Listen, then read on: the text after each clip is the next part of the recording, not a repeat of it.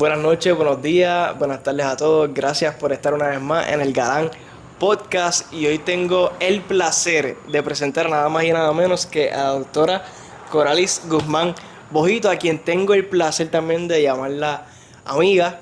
Y hoy vamos a estar hablando de unas cositas muy interesantes, pero para que conozcan un poquito a Coralis, ella completó su bachillerato en... ¿Qué? Psicología. En psicología de la Universidad de Río Piedras, Universidad de Puerto Rico en Río Piedras.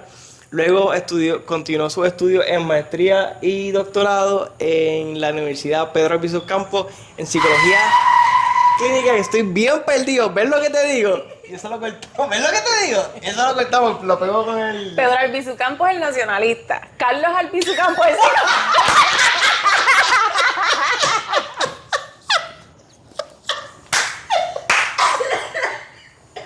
Y yo, sí, ahí yo no estudié. No, Eso va. Esto no se corta. Eso va. Ay, Eso- qué risa. Eso va. A mí hubiera sido un privilegio igual, pero Eso va. no fue ahí. De esto se trata esta terapia que estamos teniendo aquí con Coralis. Completó sus estudios en maestría y doctorado Ay, en la qué Universidad Carlos Albizu. Carlos Albizu en psicología clínica. Y nada, hoy vamos a estar hablando un poquito de lo que es la psicología, mitos y realidades de la psicología y temas interesantes y preguntas que ustedes hicieron sobre la psicología. Sin más preámbulos, la doctora Coralis. Doctora, ¿qué es la psicología? Puede ser un montón de cosas diferentes, depende de a quién tú le estás preguntando, entiendo, o sea, a qué psicólogo le estás preguntando. Yo lo defino como una ciencia que trabaja con 3 áreas principales: las emociones, los pensamientos y la conducta. La estudia, la intenta predecir y la trata. Yo pienso que eso es lo más que puede definirlo, sobre todo cuando puedes ir a los diferentes campos, que un poquito, ¿verdad? Antes de grabar hablábamos de esto, que va desde estar en una empresa y hablar de la cultura organizacional de un lugar hasta un paciente inpatient. Así que, ¿verdad? Inpatient hospitalizado. Claro. Así que, ¿verdad? Puede ser un montón de cosas, pero yo creo que esas son las 3 áreas principales que pudiéramos decir que va a trabajar either way, ¿verdad? No importa el campo en el que esté. Partiendo de esa premisa, y mencionaste uno de los lugares donde se trata la psicología, ¿cómo yo puedo integrar la psicología en mi vida diaria? ¿O cómo se integra la psicología en mi vida diaria? Todo el tiempo y de todas las formas. Nosotros no podemos separar como individuos lo que son las emociones, nuestro pensamiento y nuestra conducta. No podemos separar el que somos un cuerpo, alma y espíritu, ¿verdad? Así que el hecho de que la psicología tenga que ver con nuestros pensamientos, nuestras emociones y nuestra conducta, quiere decir que tiene que ver con absolutamente todo lo que somos, todo lo que hacemos. Así que cosas tan importantes como entender quiénes somos nosotros mismos y cómo funciona nuestro organismo, porque parte desde ahí incluye, ¿verdad? Conceptos psicológicos y nos puede ayudar en nuestro diario de vivir de muchas maneras, no solamente entendiéndonos a nosotros, sino mejorando nuestras relaciones con otras personas, ayudándonos en nuestros entornos laborales, en nuestros entornos familiares. Así que literalmente la psicología se puede aplicar a cualquier tipo de situación, a cualquier tipo de relación. Gracias por eso, porque uno piensa en psicología y piensa, eso es para los locos, para los que tienen problemas mentales. Igual, ¿verdad? Con la psiquiatría, y ahorita vamos a entrar en esos detalles. Pero yo por lo personal, yo estaba escuchando, antes de casarme, yo estaba escuchando un podcast de relaciones. Y este podcast hablaba de la comunicación. Y decía, por ejemplo, hasta que tú no te das cuenta de cómo tú te comunicas, tú no puedes estar consciente de cómo puedes mejorar. Y entonces es psicología. No estoy yendo a terapia, pero estoy aplicando psicología en mi vida. Pero voy a tocar eso un poquito más adelante. Quisiera que me contaras un poquito de tu trayectoria. ¿Por qué psicología? ¿De dónde vienen esas pasiones, esa motivación de seguir esta carrera? Yo creo que en mi caso, yo siempre había tenido, ¿verdad? O desde muy pequeña, debo decir, había tenido una inclinación hacia el área de la psicología y siempre había dicho, ¿verdad? Aunque en algunos momentos cambié y dije, no, quiero ser abogado, quiero ser, pero casi siempre volvía a lo que era psicología y no conocía la extensión de lo que significaba estudiar psicología, ¿verdad? Hasta que fui más grande, pero sí me llamaba mucho la atención y lo que conocía quizás tenía que ver más con el campo escolar, ¿verdad? Ok. Pero sí siempre había tenido un interés bien grande por lo que era la psicología. Ya cuando estaba en escuela superior, mi mamá me hizo una pregunta súper clave. Wow. Porque yo estaba entre leyes o psicología, Ok. por donde me quería quedar. Y mi mamá me hizo una pregunta que todavía al sol de hoy, cuando doy charlas en las escuelas, le digo a los estudiantes. Y fue, ¿qué tú te ves haciendo todos los días de tu vida por un mínimo de más o menos 30 años? Todos los días, todos los días, todos los días. Y ahí dije, no, yo voy a ser psicóloga. Eso es lo que voy a hacer. Es lo que genuinamente me podía visualizar trabajando sin que pesara como cuando uno piensa, diantre, tengo que ir a trabajar. Claro. Porque es algo que genuinamente me disfruto, es algo que me vivo. Así que yo creo que ese fue el clic que dijo, no, es que de verdad es para ahí es que voy. No, no hay más nada, para ahí es que voy y no me arrepiento para nada de haber tomado esa decisión. Perdóname, ¿ella te dijo en qué contexto de tu vida fue esa pregunta particular? No, realmente fue en vamos a sentarnos, había ido a una feria donde estaban ofreciendo información de universidades y de programas y demás, y salí como que con esta duda de me voy para leyes o me voy para psicología, ¿qué realmente quiero hacer? Y me dijo, tú tienes que visualizarte, no es que te gusta hoy, es que genuinamente tú te puedes ver haciendo el resto de tu vida, donde tú te visualizas, no solamente cuando termines la escuela ni cuando termines tu bachillerato, donde tú te visualizas en 10, 15, 20 años. Si todavía tú te puedes ver haciendo eso, mete mano. Go for it. Eso está súper. Y comparte esa experiencia. Yo estoy donde estoy porque mami me hizo esa misma pregunta, pero fue, ¿tú te ves haciendo esto toda tu vida? Y va por ahí la cosa. Decidiste, ok, voy a estudiar psicología, ok, Yes. pues ¿cómo lo hago? ¿Cómo llego a, si hay personas mirándonos que están dudosos de la idea, ¿cómo me dirijo hacia eso? Lo primero es que tienes que hacer un bachillerato. En mi caso lo quise hacer en psicología, ¿verdad? No necesariamente aquel que quiere continuar un posgrado, entiéndase, maestría o doctorado en psicología, tiene que hacerlo en psicología necesariamente, sí tiene que cumplir con unos prerequisitos. En mi caso yo lo quise hacer en psicología, bastante común que podamos ver trabajo social, quizás consejería o campos bastante relacionados, ¿verdad? Conozco gente que lo hizo también en biología o otras disciplinas que quizás no están tan ligadas a la psicología, pero que igual, si te unes los prerequisitos, puedes continuar luego hacia la maestría. Si en mi caso lo hice en psicología, en la UPI de Río Piedra. Luego hice la maestría y el doctorado en psicología clínica específicamente. Esa es la especialidad que yo elegí. Básicamente hay un mundo de opciones, ¿verdad? Entiéndase industrial organizacional, psicología escolar, forense. Wow, es que de verdad hay muchísima variedad de dónde escoger consejería psicológica. En mi caso, pues yo elegí quedarme con psicología clínica y hacer el doctorado también en psicología clínica, que en el caso de psicología clínica sí es necesario hacer ambas cosas. Ambas cosas. ¿Cuál es la diferencia entre la maestría y el doctorado? En el caso de Puerto Rico, tú puedes ser un psicólogo licenciado con maestría dependiendo tu especialización. En el caso de consejería psicológica, tú puedes tomar la reválida luego de haber completado la maestría.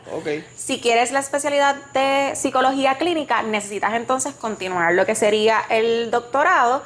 Y obviamente, sí, en términos de quizás las competencias hacia dónde se dirigen, pues unos tienen unas competencias que quizás también están dirigidos a otras áreas de lo que es la evaluación y el tratamiento, un poco más específico, versus quizás otras disciplinas. Pero la realidad es que ambos van a tomar, ¿verdad?, lo que es la licenciatura y luego...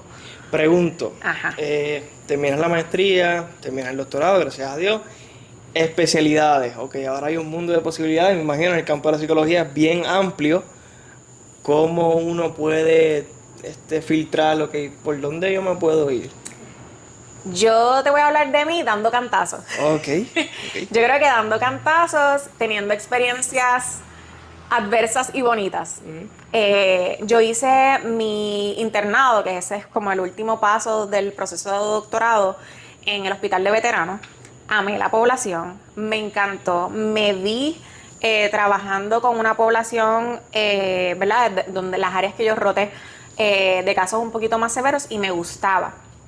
En mi caso, tuve una experiencia mientras cursaba el doctorado que no tenía nada que ver con la academia.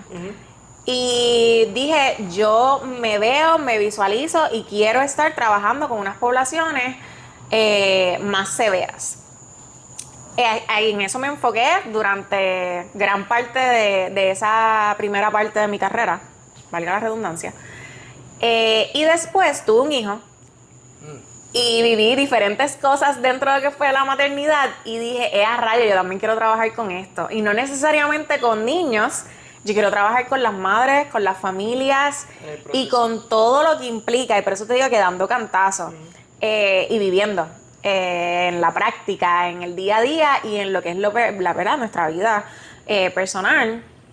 Y ahí me di cuenta que esta es mi línea, me quiero dirigir hacia esto. So, yo creo que eso es lo que te va a ayudar a decidir qué tú quieres hacer. Súper, no, gracias por eso, Cora. Y ahora quiero pasar un poquito a lo que fueron los mitos y las verdades, tanto en tu desarrollo profesional como en la práctica profesional. ¿Qué cosas tú decías como que pensabas que era de esta forma, pero fue de otra? Mitos, un montón. Que la psicología es leer la mente, que la psicología es para locos, que la psicología es esta idea que vemos en las películas, ¿verdad?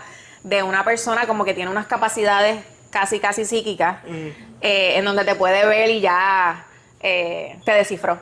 No es eso, para nada. La psicología es una ciencia y va mucho más allá de simplemente mirarte, ¿verdad? Y poder hacer unas conjeturas. No se trata de eso. Yo creo que en términos personales, mitos también tiene que ver, esto más desde el profesional, con que tú vas a hacer un montón de chavos siendo psicólogo. Eso no es verdad. No necesariamente, puede ser. Muchas personas están diciendo, no voy para psicología. No necesariamente, Ok, ¿verdad? ok. Yo creo que sí, y vamos, te lo voy a decir así. Si tu intención es hacerte rico, estás en la profesión equivocada. No, eso no es lo que vas o no deberías estar ahí por eso. Que hay psicólogos muy prósperos, definitivamente, claro que sí. Pero no es el fin que debería tener la persona y no es la realidad general de los psicólogos, sobre todo los psicólogos en Puerto Rico. Así que yo creo que dentro de los mitos esos son los principales y tener esta idea de lo que son los psicólogos de película. Y asociarlo quizás, ¿verdad?, con gente totalmente descompensada también. Sí, yo cogí una clase de psicología en la universidad y profesor me encantó. Si ve la entrevista, se llama profesor Mario Aril. Brutal. Espectacular. Sí, me encanta. También cogí mis primeras clases de psicología de bachillerato con él. Súper. Y una de las cosas es que él decía, si nos ponemos a hablar de las condiciones mentales, según, ¿verdad?, establece el DSM-5, o si van por ya va por el revisado. Ya va por el revisado, estamos bien atrás. Uno dice, diache, todo el mundo tiene de eso un poquito. Ah, claro. Sí. Pero eso significa que todos tenemos entonces un desequilibrio mental. Para nada. Y Ok. yo creo que si, no importa quién lea el DSM-5, Ajá. va a encontrar criterios diagnósticos con los que va a cumplir. Ok. Definitivamente. Ok. ¿Va a cumplir con un diagnóstico? No necesariamente. Ok. Pero va a cumplir con algunas características, pues definitivamente, ¿verdad? Cada uno de nosotros va a tener rasgos quizás Ok. o tendencias a comportarnos o a experimentar las cosas de cierta forma. No significa que tenemos un diagnóstico. Ok. Gracias por eso. No estoy loco, baby. No estoy loco. No. Esa era una duda genuina. Hicimos un pool de preguntas y duditas de la gente, así que te voy a ahora enganchar con esas preguntas. Y quiero empezar con estos temas chéveres, temas de pareja. Zumba. ¿Cuáles son esos puntos claves para considerar una pareja, una relación sana? Un poquito grande el tema, Sí. pero... Para considerar, yo creo que tenga ambas personas individualmente madurez emocional y self-awareness, que sean Ok. conscientes de sí mismas por individual, antes de, para que entonces eventualmente puedan tener esa madurez emocional en términos de la relación y también ser conscientes de cómo nuestra personalidad impacta la relación y cómo yo estoy impactando la relación y viceversa. Yo creo que el hecho de hablar de una relación saludable, tú no puedes separar el hecho de que el individuo, ¿verdad?, sea saludable antes de entrar en esa relación. O pueda sanar en el proceso, ¿verdad? Porque muchas veces no necesariamente hemos sanado de todas las áreas que necesitamos para que nuestra relación pueda prosperar, pero sí se puede hacer incluso después de ya haber entablado una relación con alguien. Pero yo creo que el hecho de que ambas personas puedan trabajar sus diferentes retos, todos los tenemos, y sus áreas a mejorar, que todos los tenemos, por individual primero, es sumamente importante para hablar de una relación saludable.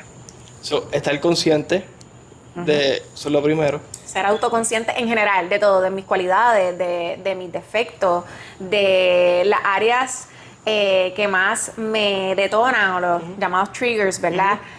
¿Por qué reacciono de las formas que reacciono? Ser autoconsciente en general de mí mismo antes de yo poder entrar en una relación con otra persona. Si yo entro en una relación y no estoy consciente de conductas que estoy haciendo, pero una de la pareja sí es consciente, ¿cómo uno puede llevar? Yo lo voy a recibir todo el tiempo como una crítica y voy a actuar de forma defensiva todo el tiempo. No tengo autoconciencia, no sé cómo mi comportamiento, mis pensamientos, mis actitudes están impactando al otro. Correcto. Así que cuando tú me las señales, definitivamente lo voy a tomar como... Pero porque tú dices eso, tú siempre dices lo absoluto. Y yo he escuchado... no, yo siempre tengo la culpa de todo. Los absolutos matan las relaciones. Totalmente. Tú nunca friegas. Tú siempre dejas la ropa sucia. Nunca saca la basura, siempre deja los zapatos en la entrada. O sea, el hamper aquí, pero nunca lo puede echar a... Nunca. Los absolutos son peligrosos. Definitivamente. Vale, entonces, si estamos los dos en la relación y, por ejemplo, uno es consciente del otro no, dijimos que va a sentir este ataque, por decirlo de cierta manera, una persona no puede cambiar a otra. Eso es decisión del individuo. ¿Cómo uno trabaja con esa situación entonces? En donde la situación es donde uno está consciente de lo que el otro hace, pero ese que hace no está consciente de que lo está haciendo. No hay forma de que tú como individuo puedas metértele por dentro al otro y cambiar sus conductas, cambiar. Tú sí puedes expresar, y yo creo que esto es uno de los retos más grandes que usualmente tenemos en las relaciones, no solamente de pareja, en las relaciones en general, que es bastante sencillo poder ver los defectos del otro, pero no necesariamente poder poner en palabras o verbalizar cómo eso me está impactando. Eso sí yo lo puedo controlar. Así que más allá de decirte, Jorge, la realidad es que me tienes cansada de que nunca fregues los platos, quizás lo que sí yo puedo decirte es que genuinamente me siento abrumada y muchas veces siento que no estoy siendo escuchada cuando hay algunas cosas dentro del hogar o tareas dentro del hogar que no se hacen, porque es una conversación que tenemos todo el tiempo. Sí, exteriorizar tus sentimientos. Sobre mí. Sí, tiene que más que ver conmigo. Y yo creo que, ¿verdad? Hace dos cosas. Número uno, pone una perspectiva diferente en la persona porque ya no es tanto tú haces o tú no haces, sino yo me siento. Y abre la puerta para el diálogo, definitivamente. Así que tiene mucho que ver con eso. No obstante, suena bien bonito, suena bien chévere. En la práctica, ¿cómo? Definitivamente. Así que es un trabajo, por eso digo que tiene que ver con el individuo también. Es un trabajo en donde, como segundo componente, tiene que haber un compromiso en trabajar en la relación. Si esa otra persona, por más esfuerzo que pueda hacer esta, de poder ponerlo en las palabras correctas y utilizar la comunicación más asertiva posible, pero si esa otra persona no tiene la apertura, ¿verdad? No tiene la disposición o el compromiso con la relación, definitivamente va a haber un impasse. ¿Y cómo, hasta qué punto, por ejemplo, uno pudiese llegar y decir, pues llevamos con esto ya 5 meses, 6 meses, 1 año, el tiempo que sea, debo ir a terapia? O ya hemos ido a terapia, hemos pasado el proceso, ni para atrás ni para adelante. ¿Cuándo es saludable entonces? ¿O hasta qué punto digo, pues ya? Eso va a depender de la pareja. Darte una contestación general sería demasiado determinante, pues cada pareja va a tener sus límites y yo creo que tiene que ver con cuáles son los límites de cada persona, ¿verdad? Quizás para mí esta discusión del fregar y demás, no es necesariamente un límite, sino algo que me incomoda, ¿verdad? Para otra pareja quizás eso es algo determinante, así que va a tener que ver cuál es el problema y hasta dónde está dispuesto a negociar esa pareja y cuáles son los límites de esa pareja en particular. Así que esto se tendría que ver caso a caso. Sobre todo, y esto yo siempre lo voy a traer, en el contexto también de terapia de pareja o de familia, por ejemplo, hay cosas que no se negocian. Por ejemplo, la seguridad no se negocia, cosas que tienen que ver o que ponen en riesgo la seguridad o integridad física o emocional de una persona, pues ya estamos hablando de otra cosa. Pero todo lo que no tiene que ver con eso, ¿verdad? Y no pone en riesgo la seguridad física, emocional de una persona, pues entonces quizás tendríamos que ver hasta dónde esa persona está dispuesta a negociar o puede manejar. También en términos de las relaciones familiares. Algo Me que gusta. vi es cómo poner límites en la familia. Esos límites, por ejemplo, una embarazada, ejemplo, ¿verdad? O una pues tiene su hijo recién nacido. Viene con la familia y ella quiere establecer límites en torno a cómo criar o cómo cuidar a ese bebé. La familia, como es familia, siente cercanía y esa confianza, puede tal vez lacerar y poner incómoda a la madre y ella no se atreve a decirlo. ¿Cómo uno pone límites en la familia? Ahí estás incluyendo varios factores. Número uno está el factor cultural, y yo creo que a los puertorriqueños, ¿verdad? Nos gusta estar de cerquita y muchas veces quizás esas barreras como que son un poquito maleables.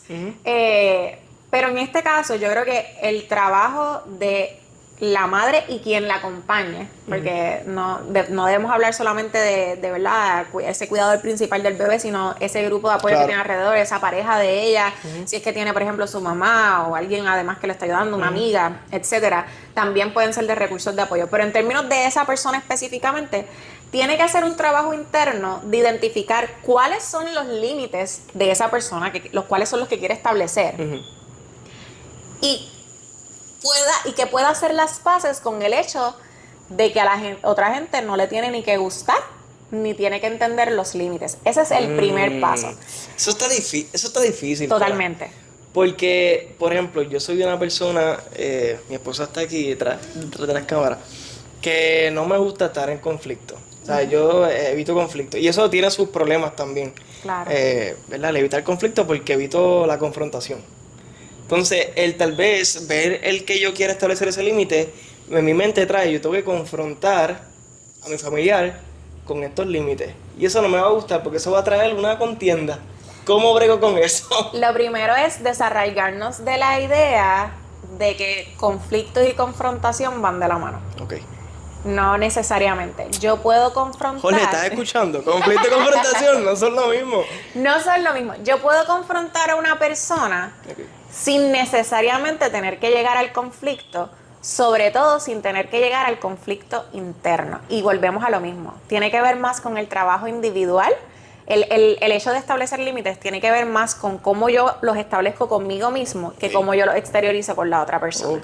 Así que, por darte un ejemplo básico, utilizando, ¿verdad?, el mismo ejemplo de esta madre que acaba de tener su bebé, un límite puede ser que no quiere ver personas durante esas primeras semanas de que llegó a la casa, ¿verdad?, con el nuevo bebé. Lo primero que yo tengo que hacer es buscar el yo trabajar esa necesidad que quizás inconsciente o conscientemente tengo de poder salvar al otro o de poder hacer sentir bien al otro o de poder...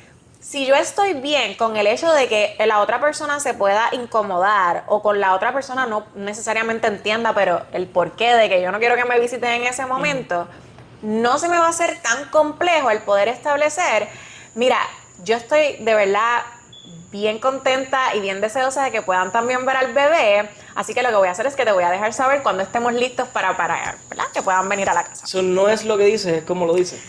En gran parte, igual a veces somos sumamente asertivos y la otra persona se va a incomodar y en esos casos pues podemos hacer las paces con esa idea. No necesitamos salvar al otro de la incomodidad. Las personas pueden sentir incomodidad y continuar y las relaciones pueden continuar aun cuando el otro siente incomodidad. Y Pues yo honestamente eso es algo en lo que yo tengo que trabajar. Sí, Sí, yo creo que todo, hasta ok. cierto punto. Yo Ya, creo que, sí, sí. que todo. Y unos lo hemos trabajado más y otros quizás menos, pero yo creo que todos, sobre todo en esta cultura, necesitamos hacer las paces un poquito con el hecho de que está bien que el otro trabaje sus emociones y no es. Esas emociones no Claro. son mi responsabilidad. Correcto. ¿Cómo podemos hacer que nuestras relaciones laborales sean sanas, pero no solamente sanas, sino que sean buenas relaciones para ser productivos en el trabajo? Eso va a depender no solamente de ti como individuo, eso va a depender mucho también de tu cultura organizacional. Hay muchos componentes, ¿verdad? Y yo creo que sobre todo depende el tipo de trabajo que tú estás haciendo, quiénes son las personas que tienes a tu alrededor y cuán conscientes también son esas personas, ¿verdad? Volvemos a lo mismo, tú tienes control de ti, tú no tienes control necesariamente de tu entorno y de las personas que están a tu alrededor. Y quisiera también, yo sé que no tenemos control de las personas alrededor, pero tocando ese punto también está, por ejemplo, está el jefe, está el subordinado, el empleado.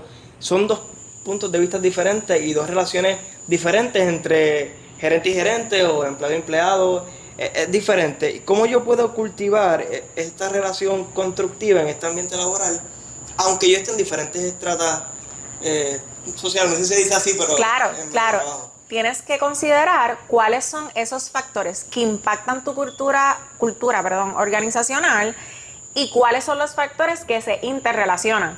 Dos posiciones diferentes, jefe y empleado, tienen puntos factoriales que se interrelacionan. Esas son las cosas que tú tienes que mirar. ¿Cómo se impacta eso? Por ejemplo, ¿cuáles son las cosas que mantienen motivado a tu empleado?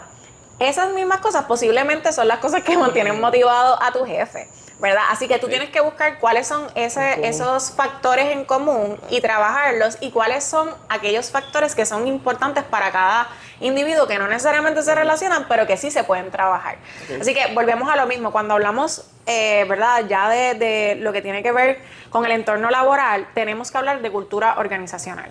Hablamos también yo siempre digo, it always drips down, ¿verdad? Y esto tiene que ver con todo lo que es un grupo. Todo lo que hay arriba en términos de cómo se formó esa empresa desde la misión, la visión y cómo la carry away, cómo la llevan a cabo, ¿verdad? Sí. Definitivamente es algo que tú tienes que ver y tienes que ver cómo eso se va desarrollando en el día a día. Todo eso lo vas a ver cuando haces un estudio, ¿verdad? Nosotros le llamamos una consultoría. Se evalúa la cultura organizacional de ese lugar en particular y se trabajan esas áreas en particular que uno dice, esto puede mejorar. Mira, gracias por eso, Corali. Yo he escuchado esto y quiero que me corrija si es mito o es verdad.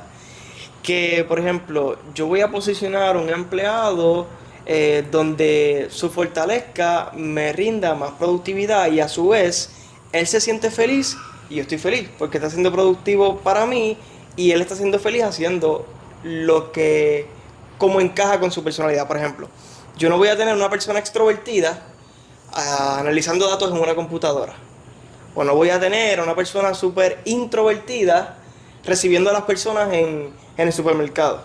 Si yo logro conectar cómo esa persona es con la posición donde debe estar, pues me va a garantizar a mí, no necesariamente, pero me va a garantizar a mí una mejor productividad y ambos podemos salir, es un win-win situation, ambos ganamos en la situación. Es cierto, no puede ser aplicado así general como... Va a aumentar la probabilidad de ese win-win, ¿verdad? Que estamos hablando, no lo va a garantizar. ¿Por qué? Porque hay muchos factores individuales. Por ejemplo, tú eres ese empleado que es sumamente extrovertido, así que te ponen en servicio al cliente en vez de en análisis de data, ¿verdad?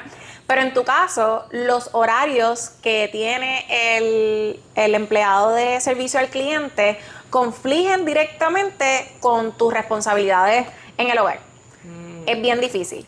Eso no es un win-win situation, porque tú no vas a estar motivado para hacer ese trabajo porque está en total conflicto con tus otros roles. Así que dentro de lo que es el ámbito laboral y como, ¿verdad? Esto ya sería en el campo de un psicólogo organizacional, podría evaluar ¿Cuáles son las motivaciones, verdad? Y quizás aquí si hay un psicólogo industrial organizacional en esa empresa particular, mejor aún, pero alguien que va a hacer una consultoría, ¿cuáles son las motivaciones generales, verdad? O las más que se repiten entre los empleados para un poco dirigirnos hacia eso. Y tenemos que mirar cuáles son los diferentes factores, porque no tiene que ver solamente con personalidad, eso es uno de los factores. ¿Tú eres buena en eso? Vamos a explotar eso definitivamente, claro que sí, te va a ayudar. Pero hay muchos otros factores porque los individuos no somos unifactoriales. Claro. Así que eso es algo a considerar también. Súper. Me lo estoy gozando. Yo lo estoy ignorando hasta el video que está en el celular. Cora, el manejo de conflictos, pero a nivel laboral. Pero un caso particular, por ejemplo. Yo quiero que esto se haga de una manera. Como tal vez como jefe, como persona principal del lugar de trabajo, quiero que se haga de esta manera. Pero la persona que está encargada de hacerlo no quiere hacerlo de esa manera. ¿Cómo yo puedo llevar a cabo este proceso sin que la persona se enoje o sin que yo salga disgustado? ¿Cómo manejo esa comunicación para que nuevamente ambos ganemos?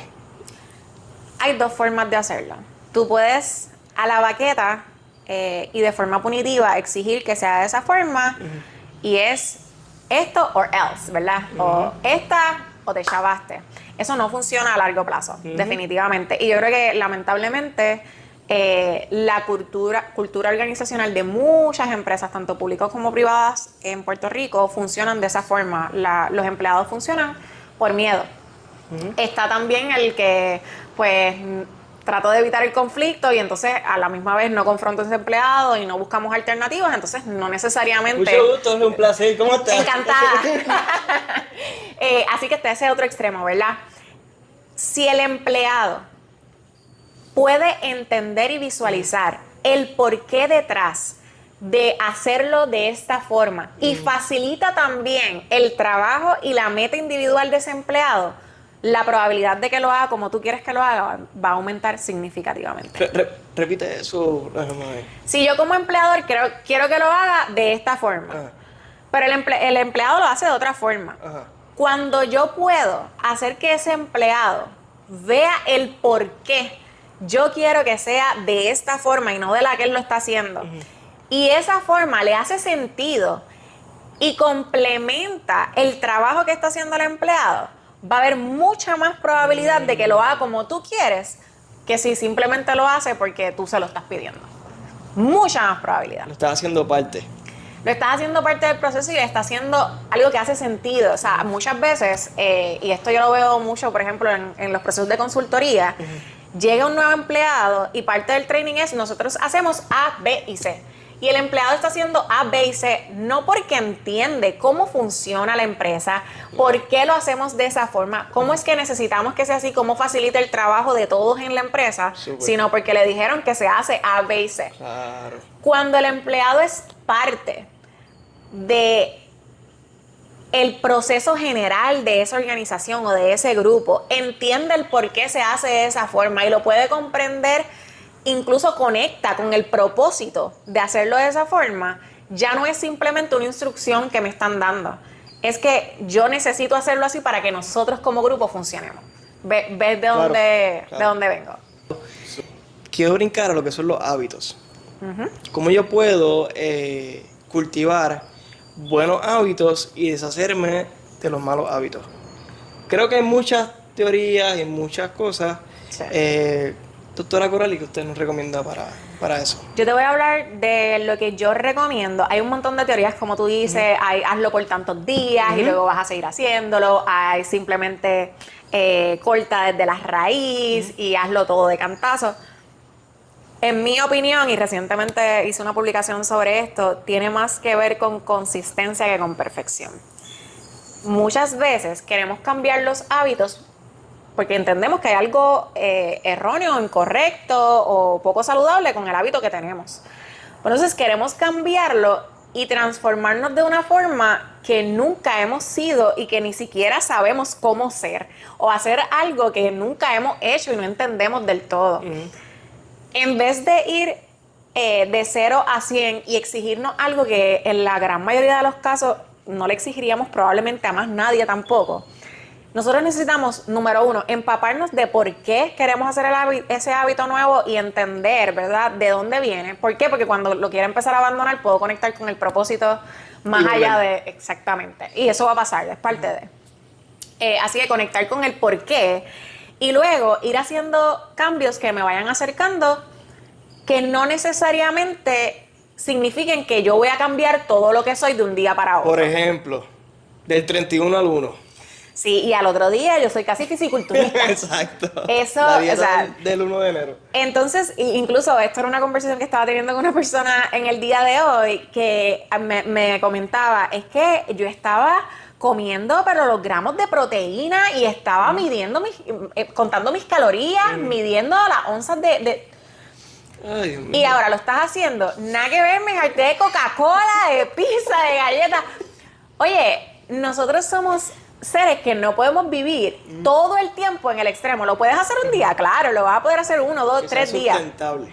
Pero eso no es sostenible a largo plazo, no lo es. Entonces, yo ponía, ¿verdad? O publiqué recientemente que es mejor 3 meses de comida saludable, así en 2 o 3 días te comiste tus gustitos y hubo comida chatarra, claro que sí. O 3 meses de comida chatarra, pero un día en donde tú te botaste y lo hiciste brutal. No, dame los 3 meses en donde comí bastante saludable, así me hubiera escrachado 2 o 3 veces. Y lo mismo pasa con todo. Usted quiere ser una persona que trabaje con sus procesos internos, que trabaje sanando sus traumas, que trabaje, ve a terapia y encárgate de llegar a la terapia. O sea, el hecho de que mañana me levanté y nada me detona y soy un ser de luz, eso no va a suceder. No va a suceder ni a mí, ni a mí, ni a nadie. No va a suceder. Llega a terapia. Sé consistente en ir a terapia, sé consistente en hacer el trabajo y cuando no salga como tú esperaste perfecto, vuelve y hazlo. Tiene que ver más con la consistencia que con querer alcanzar la perfección. A mí también, ¿verdad? Y si esto es una recomendación aparte, el libro de Atomic Habits, muy bueno, ¿sabes cuál es? Excelente. Y también tiene recomendaciones y un poco va por ahí, ¿verdad? Hace también muchísimas otras recomendaciones, pero my take, ¿verdad? El punto que puedo dar es que más allá de exigirnos y no tener ningún tipo de autocompasión por nosotros, y es como que, pues si ya me escraché, ya pues que se chave y por ahí mismo se fue el hábito nuevo, vamos a ser consistentes, con menos, pero consistentes. Esto me encanta. Siempre hago esa pausa porque esto me está encantando. Ok, ¿cómo eso es aplicable en todo? Cuando hablamos de todo, o sea, estamos hablando de un sueño que tengo, un trabajo que quiero alcanzar, sea la meta de la dieta, sea lo que sea. ¿Es aplicable en todo? ¿Realmente se puede aplicar en todo? En absolutamente todo. Vamos a poner... Yo soy una persona que quiere un trabajo, quiere un mejor trabajo. En donde estoy no me agrada, no estoy de acuerdo con mi salario, etc. Cojo un día y aplico a 80 nuevos empleos. Pero esos 80 nuevos empleos no me llamaron por X o Y, independientemente de por qué no me llamaron. Así que yo paso los próximos 10 años sin volver a aplicar a un trabajo. No voy a salir del empleo. No me va a empezar a gustar y no necesariamente me van a subir el salario. ¿Qué hubiera sido más fácil? Hubiera sido más fácil seguir aplicando. Quizás en vez de 80 empleos en un día, tomar 2 empleos en la semana y seguir aplicando. Sería más fácil buscar y conectar con qué realmente es mi propósito en la vida, qué yo quiero hacer y entonces quizás especializarme o enfocarme más en eso, aprender del área que estoy buscando, voluntariarme en un sitio que tenga que ver con el área donde yo me quiero dirigir y eventualmente buscar. Así que tiene que ver con consistencia, ¿verdad? Más que muchas veces estamos hyperfocus. Y disculpen el Spanglish. Enfocados, hiperenfocados. Hiperenfocados. Hiperenfocados. En algo en particular. Entonces, ponemos todos nuestros esfuerzos y cuando vemos que no está saliendo exactamente como queremos, y eso nos va a pasar a todos con tantas cosas. Yo creo que redes sociales y media y todo lo demás ha distorsionado el hecho, ¿verdad?, de esta idea de éxito, en donde las personas de repente son como que súper exitosas en un montón de cosas y nadie ve cuántas veces se equivocó antes, cuántas veces no le salió. Lo puedes aplicar absolutamente todo. Tienes que ser consistente y tienes que buscar alternativas. La gran mayor parte de las cosas, yo te diría, no salen de la primera. Necesitas más consistencia que perfección. Y eso lo aplica a todo. Pregunto, Cora, ¿es real el que, esto ya es un poquito más tecnicismo, pero lo que es el external locus y el internal locus?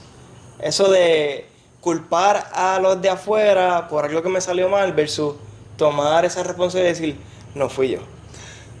¿Cuán real es que dependiendo de a quién yo le eche la responsabilidad, voy a tener éxito en las cosas? Yo creo que, poniéndolo en perspectiva, tenemos que ser cuidadosos con irnos a los extremos. Yo puedo decir external locus y la culpa es de todo el mundo, pues yo no me responsabilizo de nada, al final del día pues no arranco porque el mundo tiene la culpa de que yo haga o no haga. Internal locus, estoy dándome latigazos porque es mi culpa si no soy exitoso. Yo creo que cuando vamos a la vida diaria, a la vida real, la realidad es que hay muchas cosas que están fuera de nuestro control y tenemos que aprender que van a haber cosas que no están en nuestro control y tenemos que soltar esas cosas. Me puedo concentrar en las que sí están dentro de mi control y cómo entonces yo puedo empezar a hacer cambios o enfocarme en esas cosas que sí yo puedo modificar. Y persona que insista, pero ¿hasta qué punto? Porque hasta qué punto yo pudiese reconocer, pues sí, esto fui yo, o esto fue el otro. O sea, porque si no se establece un límite y no tomo acción no tomo responsabilidad de mis acciones, echando la culpa siempre a todo el mundo, pues me voy a chaval y viceversa. Tú dices, me voy al extremo. Tomo siempre la acción yo, me voy a latigar y nunca voy a hacer nada y me frustro. Pero ¿hasta qué punto yo puedo decidir si esto fui yo o no tuve control de esto? Sí, ¿hasta qué punto? Hasta la cantidad de self-awareness y self-compassion que tengas. Si tienes un self-awareness brutal, pero no eres autocompasivo, o sea, tienes autoconciencia pero no autocompasión, tu locus de control va a ser interno todo el tiempo, tú te vas a echar la culpa de todo. Si tú tienes un montón de autocompasión, pero no tienes nada de autoconciencia, todo el mundo tiene la responsabilidad de todo menos tú. Si yo tengo un buen balance entre ser autoconsciente y también tener autocompasión, yo puedo hacer un balance entre me puedo responsabilizar de estas cosas y hay otras que están fuera de mi control y no las voy a poder, ¿verdad?, completar o alcanzar necesariamente, o no voy a tener control de cómo se mueven, pero yo sí me puedo encargar de lo mío. Yo creo que tiene que ver con desarrollar autoconciencia en combinación con la autocompasión. Usualmente está un poquito desbalanceada. Eso lo trabajamos en terapia. Las emociones, ¿se pueden controlar? No. Ok. ¡Ajá! ¡Wow! No. ¿Y cómo trabajamos con ellas? Las emociones se manejan, no se controlan. Originalmente, la emoción viene de un proceso neuroquímico. ¿Tú puedes controlar tu proceso neuroquímico? No. ¿Seguro? Bueno, con químicos. Tú no puedes decirle a tu cerebro, ahora mismo quiero que aumentes la producción de serotonina y disminuyas el cortisol.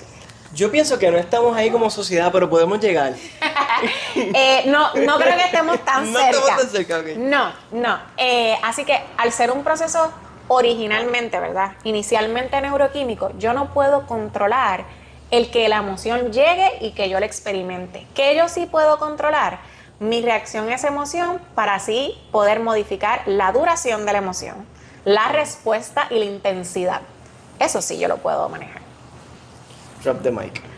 Eso sí yo lo puedo ¿Puedes manejar. abundar un poquito más en eso? Totalmente. Y esto es un tema que me encanta y lo trabajo un montón. Okay. Tiene que ver con desregulación emocional. La desregulación emocional básicamente es el proceso en donde una o más de una emoción llegan a la persona y continúan aumentando en intensidad y duración al punto que la persona se siente totalmente abrumado por esa emoción o emociones, ¿verdad? Cuando nosotros nos hacemos conscientes de cómo funciona nuestro cuerpo y de las diferencias individuales que podemos tener, ¿verdad? Pero tú no experimentas la tristeza quizás como la experimento yo. Pero cuando nos hacemos conscientes de eso, podemos ir conociendo y buscando alternativas de cómo yo responder, por ejemplo, a la tristeza.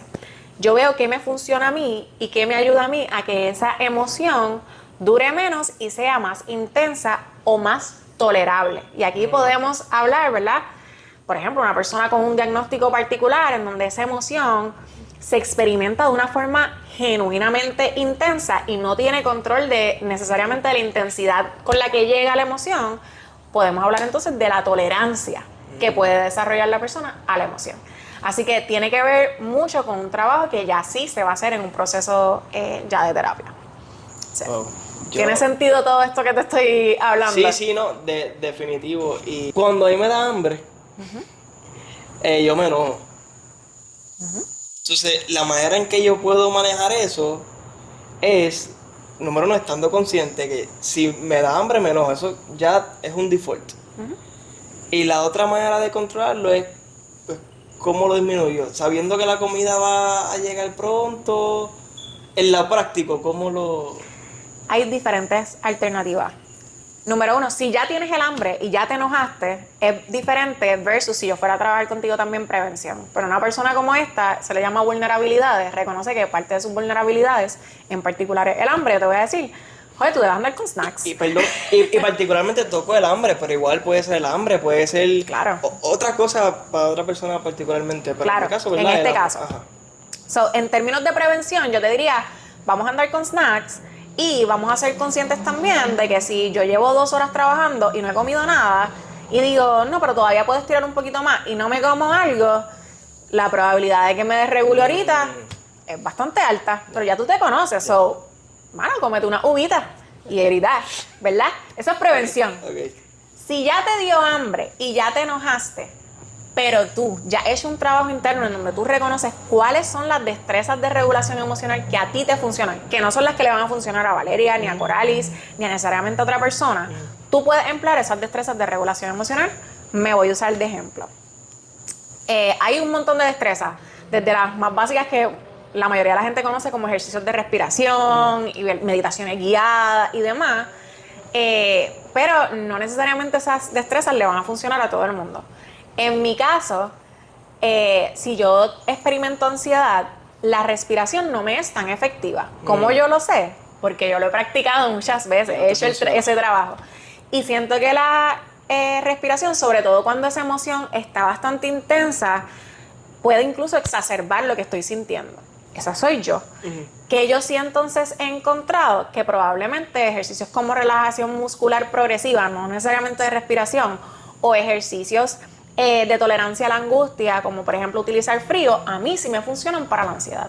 A mí. Entonces, si yo estoy experimentando muchísima ansiedad por X o Y, yo probablemente me voy a dirigir a esas destrezas que ya yo reconozco que me funcionan porque he hecho el trabajo antes. Experimentar otras que no han tenido éxito. Correcto. Y me voy a enfocar en esas que ya yo sé que me funcionan y las voy a empezar a utilizar. Quizás para Jorge eso tiene que ver con unas destrezas que le llamamos TIP, y esas te funcionan a ti, ¿verdad? Pero a lo mejor a mí no. Tiene que ver con el trabajo interno que yo hago antes y reconocer que a mí me funciona en terapia. Correcto, ahí iba. Pero eso lo tengo que reconocer muchas veces en terapia, ¿verdad? Y yo creo que no necesariamente porque la persona no pueda hacerlo por su cuenta, es que muchas veces no tenemos necesariamente, no tenemos el acceso al recurso y al conocimiento, ¿verdad? Que otra persona sí te puede proveer. Claro. Súper. Ya voy más o menos terminando. Quisiera tocar estos últimos 2 temas y el primero sería la comunicación. Porque para mí, ¿verdad? Es súper importante qué tipos de comunicación hay, cómo yo puedo, yo sé que lo tocamos un poquito, pero ir más a fondo, cómo puedo estar consciente de ello y cómo puedo poner en práctica entonces esa comunicación asertiva. Claro. Creo que debemos empezar por definir qué es comunicación asertiva, ¿verdad? Para un poquito todo lo que se salga de ahí, pues probablemente es inefectivo. La comunicación asertiva tiene que ver con que yo puedo compartir un mensaje particular y que llegue lo más cerca a lo que yo intentaba comunicarte. Perdona que te interrumpa, Coralie. Y quiero enfocarme en comunicación y hago la salvedad porque yo entiendo que eso es lo que se repite en todas las relaciones. Y nosotros nos relacionamos con todo el mundo, con muchas personas todos los días y pienso que algo fundamental es la comunicación y por eso me estoy enfocando en ese tema y quisiera que termináramos con eso. Claro, y definitivamente comparto tu opinión, los procesos de comunicación son importantes en todas las relaciones y afectan todas las relaciones, definitivamente. Añado a ese comentario que hiciste, no es el único factor. Dos personas pueden tener comunicación asertiva y si no han trabajado la regulación emocional, claro. está desbalanceada la cosa. No es unifactorial. Exactamente. Somos multifactoriales, pero es muy importante, definitivamente. Comunicación asertiva, como te decía, yo comparto un mensaje y la persona lo puede recibir lo más cerca posible de lo que yo intentaba comunicar. ¿Con qué tiene que ver comunicación asertiva? Con muchas cosas. Pero lo menos que tiene que ver es con el mensaje. Tiene que ver con un montón de cosas, con lo menos que tiene que ver es con el mensaje que te estoy compartiendo. Okay. Un mismo mensaje se puede compartir de un montón de formas, pero también se puede compartir en muchos momentos diferentes, en muchos lugares diferentes, en muchos contextos y a muchas personas diferentes. Y todas esas cosas tienen que ver con comunicación asertiva. Por ejemplo, ¿tú tienes algún hobby que te encante? El gimnasio. El gimnasio. Si tú estás bien pompeado para el gimnasio y el día va fluyendo de manera que tú vas a poder llegar al gimnasio y darle como a ti te gusta darle, y todo está puesto para eso. Pero yo decido, como amiga tuya que soy, tener una conversación en el momento en que justo tú vas a comenzar a darle a las pesas. Y esa conversación, yo requiero tu concentración. Esa concentración, yo vengo molesta a compartirte algo, así que yo vengo a hablar contigo en el gimnasio, en el momento que tú vas a arrancar a darle a las pesas, y yo quiero que tú me escuches en este momento, y quizás mi actitud no es la mejor. ¿Va a ser bien recibido? Negativo. Si el mismo mensaje que yo te voy a dar, te lo doy después de que tú llegas del gimnasio, te tomaste la proteína, te bañaste y comiste, porque yo sé que el hambre te pone de mal humor. Claro. Y adicional a eso, hago un trabajo interno autoconsciente en donde digo, déjame yo regularme primero, tiene que ver con asertividad, déjame yo entender por qué quiero pedirle esto a Jorge y de qué forma yo le puedo explicar cómo me está afectando para que él también lo pueda entender. Definitivamente el mensaje va a llegar más cerca de lo que yo te quiero decir. Si entendí, y lo voy a decir bien mal dicho, pero tú me corriges. Zumba, en Arroyo Habichuela. Lo repite bien mal. Pero básicamente tengo que entonces entender, ponerme en los zapatos del otro antes de yo comunicarme lo que quiero que él escuche. En los zapatos del otro desde la perspectiva del otro, porque a veces pensamos, ¿verdad? Como que, sí, estoy en los zapatos del otro, pero es realmente como a mí me gustaría que me lo dijeran. Por ejemplo, y esto es más de pareja, pero yo voy a salir tarde del trabajo, y vale, ya llego a casa, tengo un hambre bestial. Y yo la voy a llamar para que ella me cocine algo, ¿verdad? O si cocina algo, le voy a preguntar sobre la comida. Pero ella justo va a ir a hacer algo que le gusta, un ejemplo. Si yo estoy consciente que ella iba a hacer eso, y le llamo, baby, ¿tú pudieses hacerme unos pollitos de Costco que se ven riquísimos? Pues ella va a estar disgustada, no disgustada, pero no va a estar, ese mensaje no va a ser bien recibido. Tienes que ver si Valeria es como tú, si son parecidos, porque en ese ejemplo te estás usando casi a ti de ejemplo. Fíjate que ¿Qué problema, oye? ¿Qué problema? En ese ejemplo, básicamente te estás poniendo tú, por ejemplo, iba a hacer algo que le gusta, tampoco ha comido, todas las demás cosas. Tus vulnerabilidades no son las de tu pareja. Tú necesitas conocer cuáles son las vulnerabilidades. Que vamos a hablar ahí. Vente para acá. No, tus vulnerabilidades no son las de tu pareja. Cuando tú dices ponerme en los zapatos del otro, es literalmente en los zapatos del otro. Yo le puedo comenzar preguntando a Valeria, ¿qué estás haciendo, mi amor? Se va a hacer las uñas. Que a ella le encanta lo sé. hacerse las uñas y tomarse su tiempo, porque quiero que sepas que eso toma... Hacerse las uñas toma tiempo, ¿ok? Escuchen. Ya. Se va a hacer las uñas. Se va a hacer las uñas. Si ya tú sabes que se va a hacer las uñas y que eso toma mucho tiempo, tú puedes poner en contexto cuánto toma hacer los pollitos. Y si la realidad es que eso va a tomar mucho tiempo, algo, entonces, mano, cómprate algo de Cómprate camino, algo, deja que se haga las uñas y tú comiste.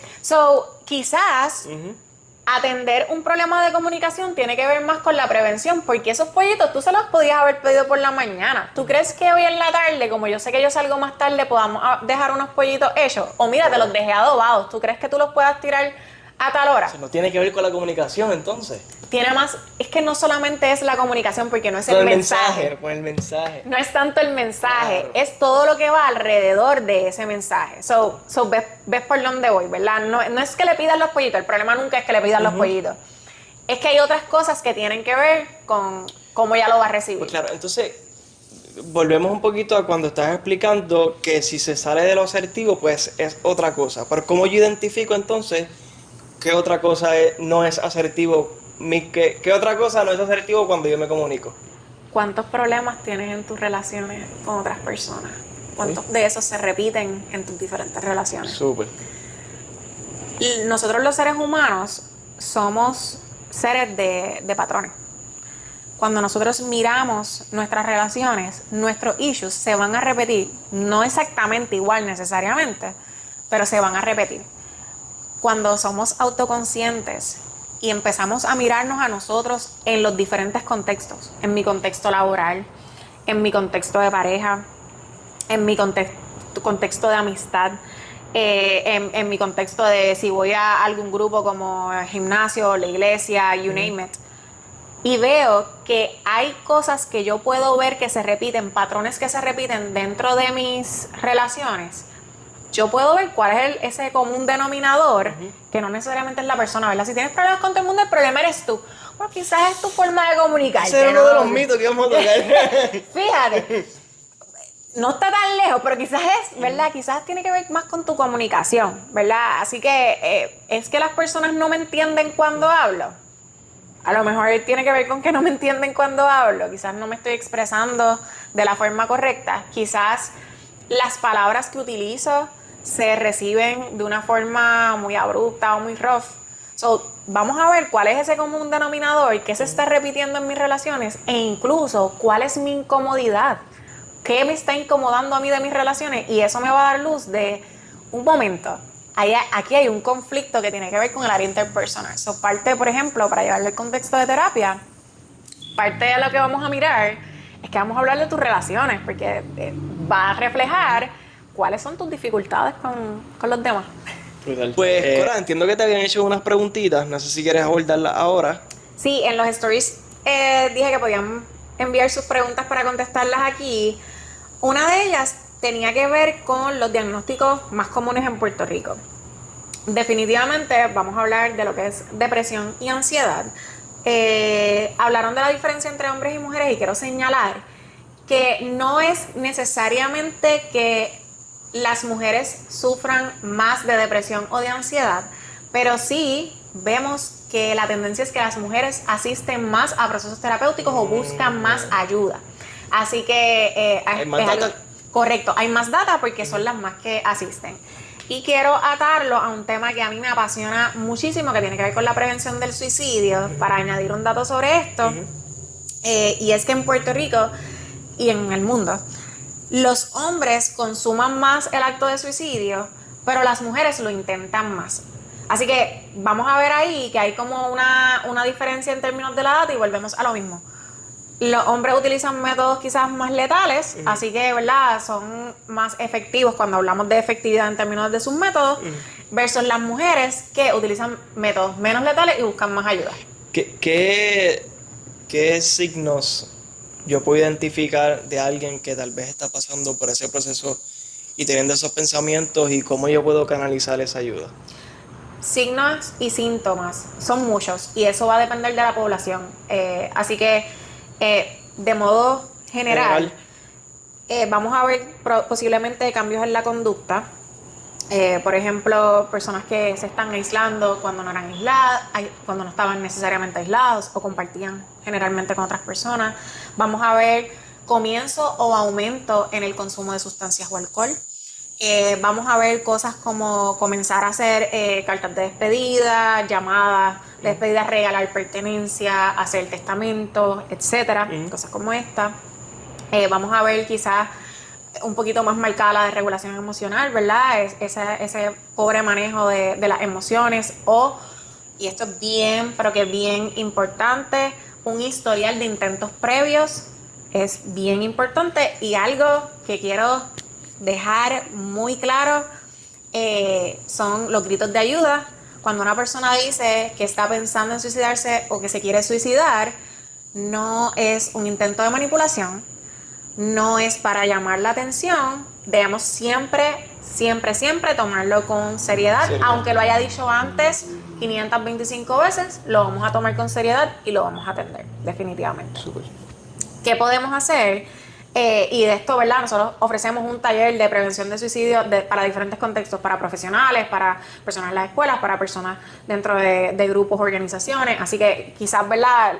La orientación va específica dependiendo del contexto, pero en general vamos a no dejar sola a esa persona y vamos a conectarlo con ayuda, ya sea directamente con un servicio, ¿verdad?, de algún profesional de la salud mental, como un hospital, un psicólogo, un psiquiatra, o si no tenemos un recurso inmediato, podemos llamar al 988 o la línea Paz, ¿verdad?, como la conocemos en Puerto Rico, que incluso ahora también por mensaje de texto los podemos acceder y ellos nos pueden entonces dar una ayuda adicional y dirigirnos en el proceso de cómo conectarnos con un servicio de atención.